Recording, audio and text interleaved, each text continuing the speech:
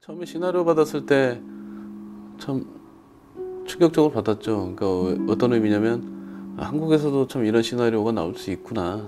그리고 이 정도 시나리오면 그럼 어떻게 비주얼을 만들어내야 될까? 뭐 촬영, 조명, 그다음에 이제 미술, 이제 거기다 이제 시각과 CG, 컴퓨터 그래픽까지 포함해서 굉장히 다양한 그런 앵글과 뭐 미술 소품들, 그다음에 컴퓨터 그래픽으로 도입한 판타지. 기존에 이제 관객들이 헐리우드 판타지에서 이제 많이 익숙해져 있고 그거랑 좀 더 한국적인 좀 뭔가가 좀 있지 않을까라는 생각에 굉장히 재밌게 작업이 될 거라는 예상을 하고 이제 접근을 하게 됐어요. 처음에 시나리오 분석 과정에서 감독님께도 이제 여러 가지 제안들을 좀 했던 것 같아요. 그 중에서 감독님께 제가 사실 감독님께 많이 제안했던 부분들의 이미지들이 좀 살짝 좀 그로테스크한 그런 이미지들을 많이 좀 보여드렸어요. 그리고 그런 것들이 좀 어떤가. 근데 감독님께서는 이제 그런 이제 그로테스크한 거와 다르게 좀 뭔가 나름대로 확고한 그런 그림이나 이런 것들은 좀 갖고 계셨던 것 같아요. 그 그림이 사실 이제 촬영 전에는 저도 잘 몰랐고 촬영하면서 감독님이 이제 원하는 그런 연출 의도 이런 것들을 이제 같이 촬영해 나가면서 서로 커뮤니케이션 하면서 영화를 만들어 나갔던 것 같아요. 이렇게 있잖아.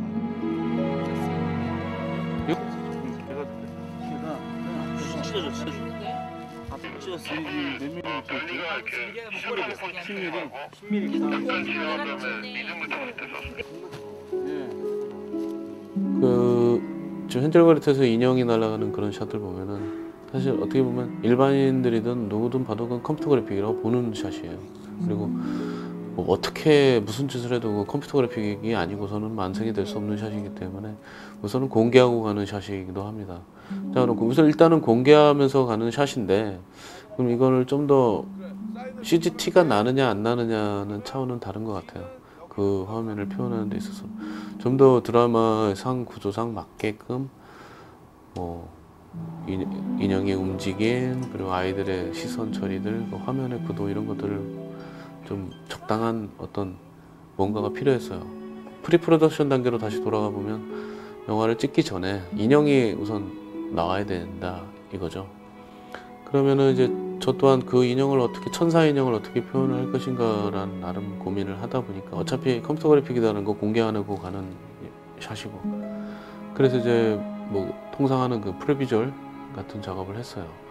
어떻게 찍을지 카메라를 어떻게 움직일지 아이들은 어떻게 바라볼지 인형은 어떻게 화면 앞을 돌아올지 이런 것들을 프리비저리 만든 그대로 완성을 해서 만든 영화예요. 만든 장면이에요.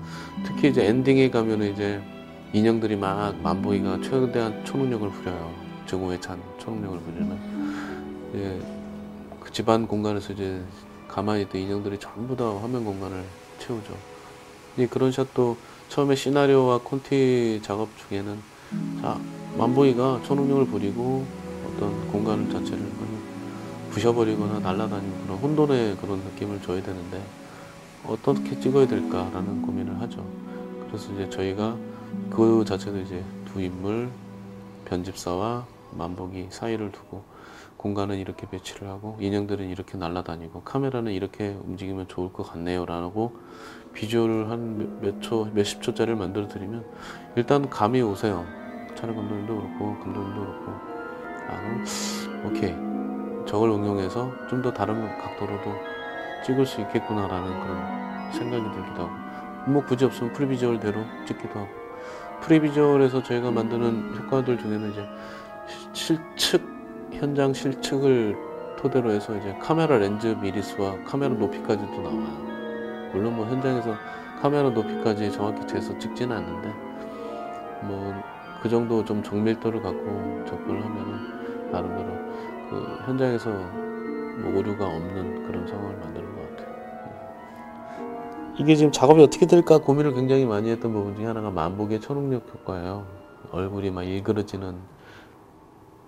근데 그 컨셉을 좀 어떻게 갈 것인가 프리프로덕션 때도 굉장히 고민을 했죠. 결과적으로 이제 조로의 효과. 그러니까 만보이가 굉장한 증오를 발휘할 때는 얼굴에 그 피부 조직이 좀 늙어진다는 그런 것들이에요. 근데 그 부분도 아까 뭐 아쉬운 작업 중에 하나라고 말씀을 드리고 싶은 부분인데, 그 부분들을 좀 대폭적으로 좀 효과를 더 넣었으면 어땠을까라는 생각을 해요. 그러니까 어차피 컴퓨터 그래픽이다. 이것도 사실 공개하고 가는 거예요. 근데 만보기가 이렇게 얼굴을 찌푸려요. 찌푸리는데 약간 미간 부분에서만 조로 현상이 보여요. 근데 이거 얼핏 보면은 관객들에게 제가 그냥 찡그려서 나오는 주름으로 오인을 하는 경우가 있어요. 제가 보기엔 그렇거든요. 좀 더 제가 진짜 초능력을 부리는 거야 라고 관객들은 좀 더 설명을 하고 싶었는데, 물론 뭐 감독님께서는 그거를 저희가 많이 넣은 것도 이제 많이 빼고, 뭐 단계, 감독님 굉장히 설정 이런 거 굉장히 중요하게 생각하세요. 사실 저는 영화를 이렇게 좀 몇 번 해오다 보니까 그 설정이 별 필요 없다라는 그런 관점으로 감독님께 계속 접근을 해도, 감독님께서는 그 부분들을 굉장히 중요하게 하셔서 이유는 모르겠어요, 저도. 이유는 모르겠는데, 그렇죠. 이게 사실 컴퓨터 그래픽이 많이 들어가는 영화는 항상 그래요. 뭘 지어야 되고, 블루스크린도 완성해야 되고, 미술팀에서 뭔가 또 만들어 주셔야 되고, 특수 소품, 특수 분장팀에서 또 뭘 제작을 해야 되고, 이런 것들이 있기 때문에 그 특수 촬영에 속하는데 컴퓨터 그래픽이 이제 합성이 되는, 최종적으로. 미술 감독님하고도 그렇고, 촬영 감독님하고도 그렇고, 특수 분장팀, 셀팀 같은 경우도 그렇고, 촬영 전에 다 미리 얘기를 하고, 그런 커뮤니케이션은 뭐 한두 편 해봤던 분들이 아니고 다 유성희 감독님이나 김지영 촬영 감독님이나 다뭐 셀이나 어떤 팀들도 다 영화 한두 편 한 분들이 아니에요. 굉장히 다 프로들이고, 그런 프로들하고 같이 작업을 해서 기쁘고, 근데 그런 프로들하고 하다 보니까 뭐 커뮤니케이션 부분에서 거의 문제가 발생하진 않아요. 물론. 예, 리허설 할게요. 기사님 갈까요?